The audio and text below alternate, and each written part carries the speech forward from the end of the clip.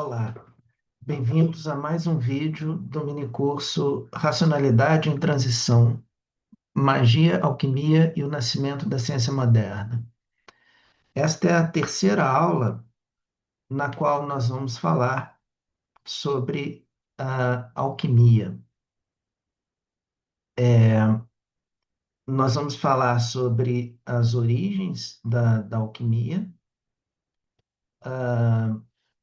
vamos falar um pouco sobre a prática da alquimia, quais eram as técnicas empregadas e o que ela procurava alcançar.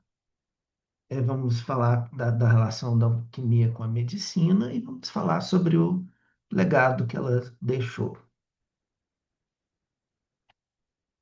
Então, vamos começar por essa questão: o que é a alquimia?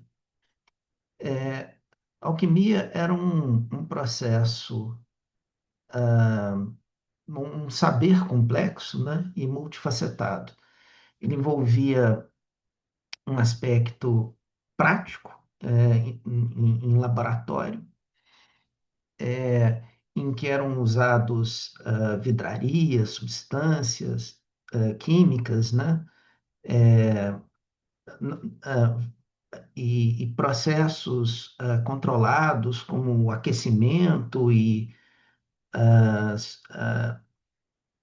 que estavam relacionados à manipulação da matéria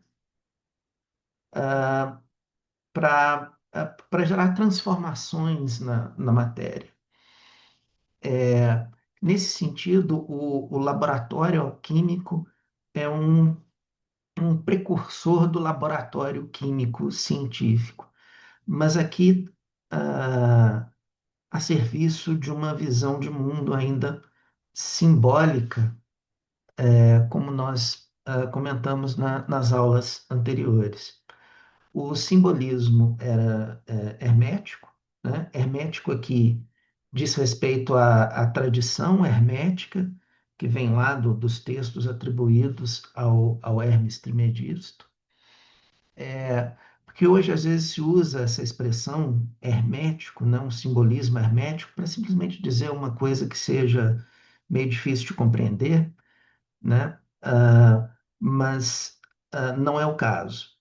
Aqui o simbolismo hermético aqui está no sentido restrito, hermético com relação à tradição hermética. Então, era uma linguagem alegórica, né, e que usava imagens para expressar transformações materiais e espirituais. E a finalidade espiritual era a busca da purificação interior do próprio alquimista, paralela à purificação da matéria. Então, nessa linguagem alegórica, né, havia uma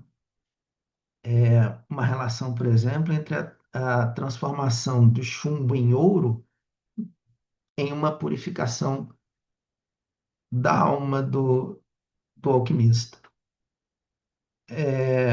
E várias outras alegorias desse tipo.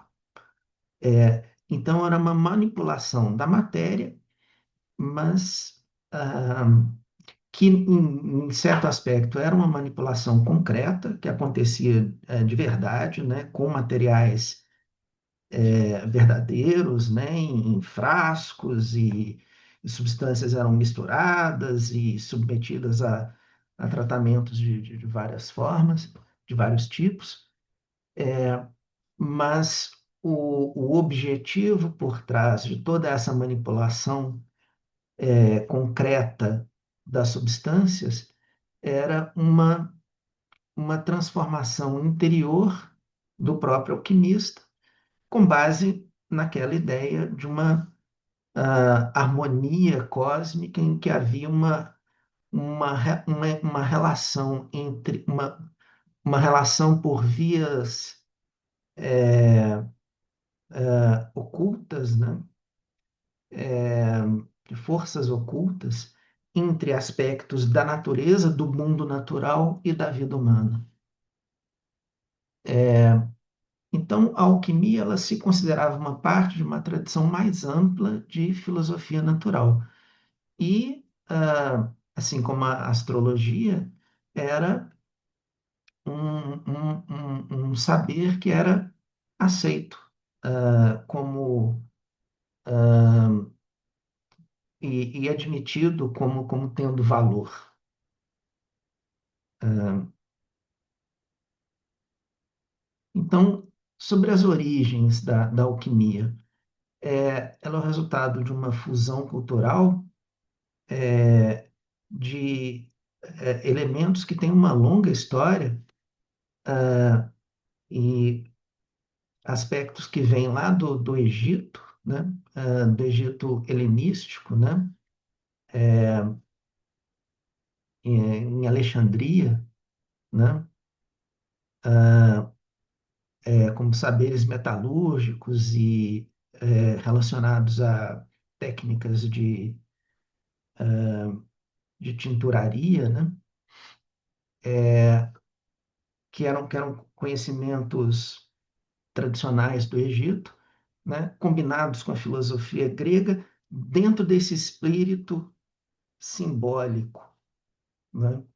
E aí, então, você tem essa mistura de técnicas concretas, né?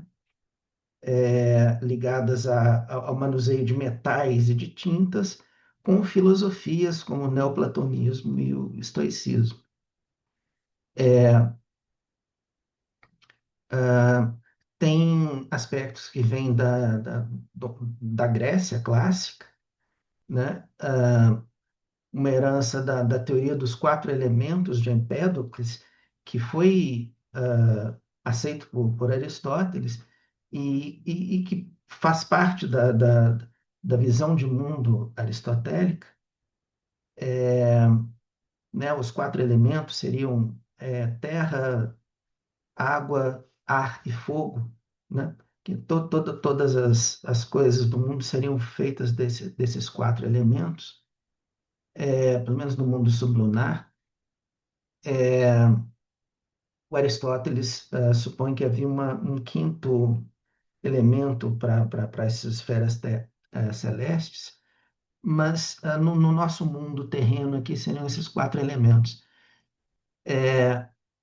E havia a concepção pitagórica, que é uma corrente mais antiga, bem anterior a Aristóteles, de uma harmonia do mundo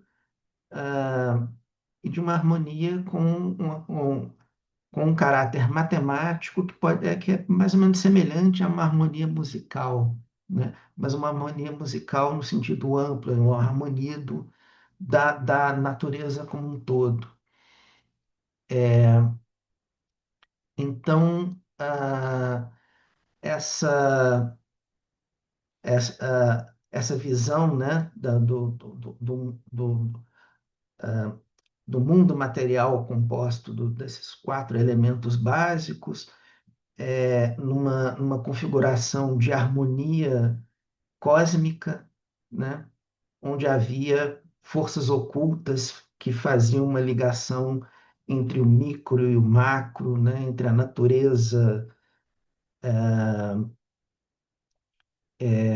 entre outros aspectos da natureza e a vida humana, né? Então, a Grécia clássica contribui com essa parte da teoria dos quatro elementos, por exemplo, e com a harmonia do mundo pitagórica, né? A harmonia cósmica, que tem uma influência pitagórica. E também aspectos que vêm do mundo árabe, né? É, e islâmico, né?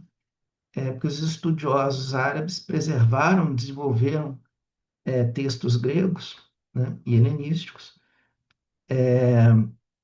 numa época, durante a Idade Média, em que esses os textos clássicos, né, permaneceram obscuros ou se tornaram obscuros na Europa. Eles foram estudados intensamente, principalmente pelos árabes. E eles fizeram traduções, e não só traduções, mas também fizeram elaborações, acrescentando novas coisas, né? Então, exatamente essas traduções dos textos da Grécia antiga, né? Dos textos clássicos, as traduções árabes depois retornam à Europa lá em torno do século 12, 13. Então, mas nesse meio do caminho, então, os árabes desempenharam um papel fundamental aí de preservar esses textos, de estudá-los e de fazer lá os seus acréscimos. Então, os acréscimos deles, alguns tinham um caráter que a gente pode reconhecer hoje como mais científicos, mas alguns desses acréscimos vinham na linha dessa visão simbólica de mundo. Então, eles acabaram também contribuindo para enriquecer essa tradição simbólica que acaba se juntando ali na Renascença, num caldo ali que acaba gerando a alquimia,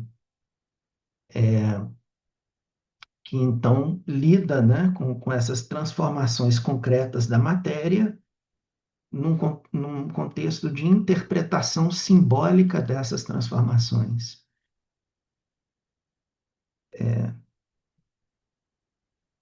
Então, né, claro, a linguagem da alquimia era simbólica, então era comum o uso de metáforas, né?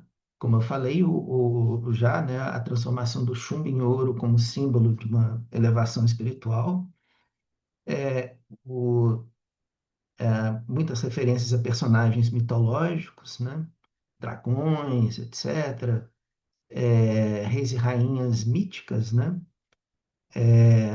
Casamentos do Sol e da Lua, coisas desse tipo. Então, assim, personagens mitológicos, imagens de animais, então, e uma associação entre os animais e certos conceitos, né? Então, é famosa a associação da fênix com o renascimento, mas também o corvo com a putrefação, o leão verde com a corrosão, e assim vai. E uma série de códigos gráficos que eles utilizavam que geram uma linguagem bem peculiar, né? No próximo slide eu tenho até uma imagem aqui de vários símbolos deles, né, que eram utilizados. Então, essa codificação tinha várias funções, né? E, em particular, havia uma intenção de preservar um caráter iniciático, quer dizer, não era entendido como um conhecimento que devesse se tornar popular. Era um conhecimento reservado para poucos, né? Só para os iniciados.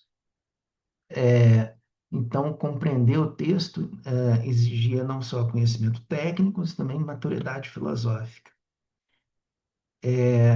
E o objetivo, né, era uma integração entre teoria e espiritualidade. Como eu disse, né, unindo essa prática laboratorial com uma meditação simbólica. Então, tudo isso estava acontecendo lá na alquimia. E o laboratório, né, então, era um espaço híbrido, porque, de fato, nele aconteciam procedimentos empíricos, sistemáticos, mas orientados por uma cosmologia simbólica que interpretava cada reação como parte de um processo de transformação total, não é? Então, então eram operações concretas, né? De manipulação da matéria, de destilação, sublimação, calcinação, coagulação de solução, quer dizer, técnicas que hoje a gente associa a, a, a, a experimentos da química científica, né? São transformações concretas, feitas em um laboratório, né, cheio de uma parafernália ah, que desempenha um papel útil para isso, né, como uma vidraria, né, vários frascos, né, de vários formatos, né, ferramentas, né, com pinças, martelos, etc. É, e todo tipo de matérias-primas, né, como metais, sais, plantas medicinais, etc. E um forno, né, que muitas vezes as coisas precisavam ser aquecidas. Então, era realmente um laboratório concreto, onde essas manipulações eram feitas. ah, então, superficialmente, né? E do ponto de vista da manipulação, superficialmente eu quero dizer assim, do ponto de vista visual, né? Se você entrasse no laboratório alquímico, você ia ver todo tipo de frascos e uma instrumentação que lembra um laboratório científico, e onde realmente procedimentos empíricos eram realizados. Mas a questão é que esses procedimentos empíricos eram feitos orientados por uma visão simbólica, né? Então, por uma visão simbólica do mundo. Então, apesar de toda a instrumentação, né, lembrar um laboratório moderno, o que se fazia ali era uma coisa de uma ordem diferente. Então, num laboratório de química moderna, né, o contemporâneo, faz os experimentos para identificar os fenômenos, para entender as transformações com base em reações químicas, né, e entender realmente o que está acontecendo na matéria com base em fenômeno, em causas puramente naturais, né? Mas a visão alquímica não era essa. Eles faziam muitas das mesmas manipulações, mas o objetivo era, através dessas manipulações concretas, estar mexendo com aspectos de forças ocultas que envolveriam a harmonia do cosmos e, portanto, poderiam produzir alguns resultados concretos e, em particular, uma transformação da própria alma do alquimista. É, então, e falando disso, né? Então a alquimia era também uma arte espiritual, né? E o objetivo dela, né, era a transformação interior. A transformação da matéria era usada como um meio de transformação interior. É, então, ah, os alquimistas, então, eles achavam que para realizar a grande obra deles, né, o próprio operador teria que passar por um processo de purificação moral, de iluminação intelectual e de uma união espiritual com os princípios divinos da criação.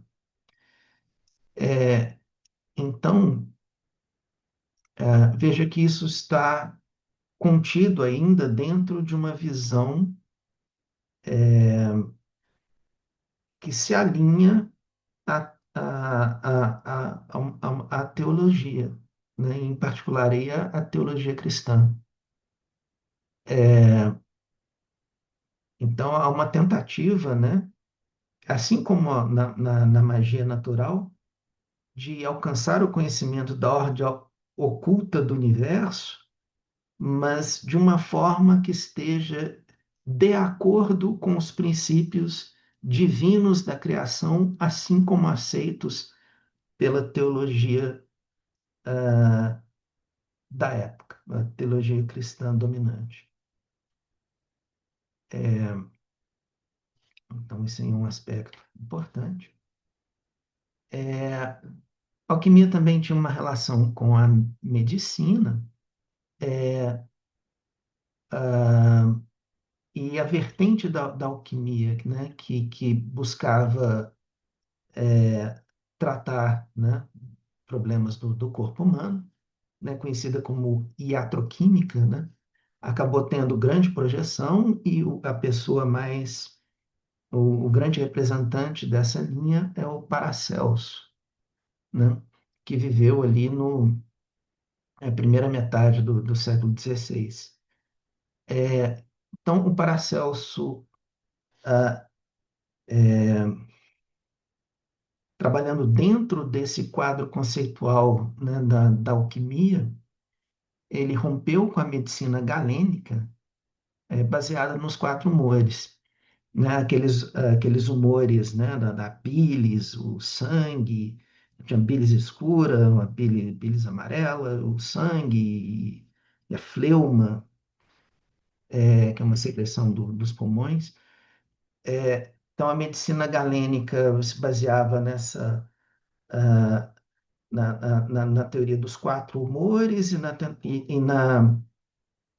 harmonia entre os humores, né, e aspectos do cosmos, digamos, né? Mas que era parte, como eu falei na aula anterior, era uma parte integrante lá de aspectos da magia natural. Mas o Paracelso, com uma visão alquímica, ele se distancia dessa visão da medicina baseada nos quatro humores, e ele propõe que a doença era causada por desequilíbrios químicos no corpo. É, mas é preciso ver aqui que essa visão dos desequilíbrios químicos não é tanto como a gente pensaria numa lógica contemporânea, no desequilíbrio, o que o desequilíbrio químico provoca dentro do próprio corpo, né, numa reação de causa e efeito entre diferentes partes do corpo, não o desequilíbrio químico do corpo geraria um desequilíbrio entre o organismo e o cosmos. Então, é essa visão dominada por essa relação entre o micro e o macro, né? Da harmonia da natureza. Então, os desequilíbrios químicos no corpo para Paracelso eram um desequilíbrio é, entre o corpo humano e a natureza cósmica, né? E o universo cósmico. Então, ah, em- em- embora seja uma visão diferente nos detalhes, né, da medicina galênica, na verdade, compartilha de uma visão de fundo, né, desse aspecto da harmonia do mundo e da relação de analogia, né, e de forças ocultas entre o, o corpo humano e o cosmos. É, Então, para ele, a missão do médico alquimista era compreender as virtudes ocultas da matéria e aplicá-las para restaurar a harmonia vital. Então, vejam, as virtudes ocultas da matéria, né? Que são qualidades da matéria que estão ligadas a aspectos espirituais, né? E então não há uma separação aí entre corpo e espírito, é uma é essa combinação ah, típica, né, do pensamento renascentista. Então, essa também foi uma vertente importante aí da alquimia. E, no final das contas, qual é o legado que a alquimia deixa? Em parte, ela deixa uma continuidade de métodos, né? Porque muitos dos procedimentos laboratoriais alquímicos foram incorporados à química emergente dos séculos 17 e 18. A parte experimental concreta, né, da manipulação dos materiais, né, as técnicas, né, de usar a vidraria, né, de como misturar os diferentes componentes e o aquecimento, isso e aquilo, essa parte prática, foram herdados, né, pela química à medida que, mesmo quando a química foi se tornando mais científica. Porém, houve uma ruptura conceitual, né? Que, embora os métodos práticos tenham sido preservados, a base simbólica e hermética da alquimia foi sendo abandonada pela química acadêmica. Quer dizer, a química científica abandonou todo esse aspecto simbólico, né? E passou a se concentrar numa análise das causas e efeitos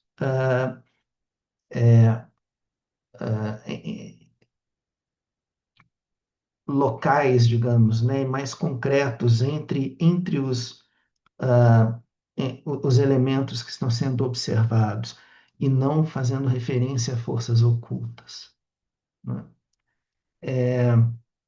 Então, houve, ao mesmo tempo, uma continuidade de métodos e uma ruptura conceitual. Mas também houve uma persistência cultural. Quer dizer, mesmo quando, na época em que a, a, a ciência moderna já estava se tornando mais, estava se impondo, né? E se tornando um novo paradigma dominante, né?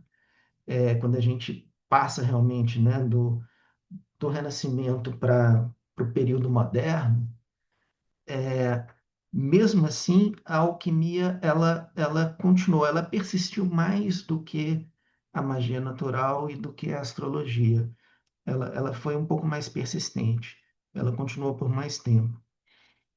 E mesmo cientistas importantes, e dois importantes aqui que vale a pena comentar são Robert Boyle e Isaac Newton, ambos cientistas importantes. O, o Boyle deu várias contribuições, inclusive para a química, e o Newton, que dispensa comentários sobre toda a importância do Newton na história da ciência, com o desenvolvimento da física moderna. Mesmo na época em que a alquimia já vinha perdendo prestígio, ambos, né, o Robert Boyle e o Isaac Newton, mantiveram interesse na alquimia.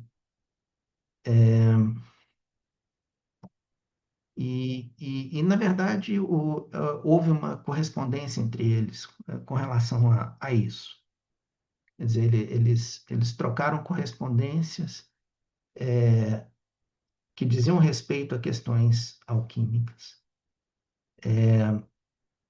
Então, houve uma continuidade de métodos, houve uma ruptura conceitual, e houve também uma persistência da alquimia por mais tempo do que a magia natural e a astrologia. Talvez pela robustez dos métodos empíricos, né, que eram empregados no laboratório. Ah,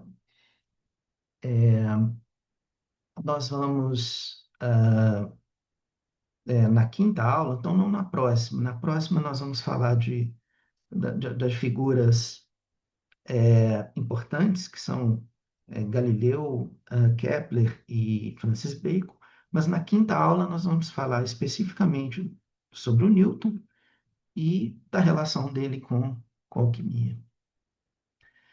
Bom, então é isso. Vamos parar essa aula por aqui e nos vemos na próxima. Obrigado pela atenção.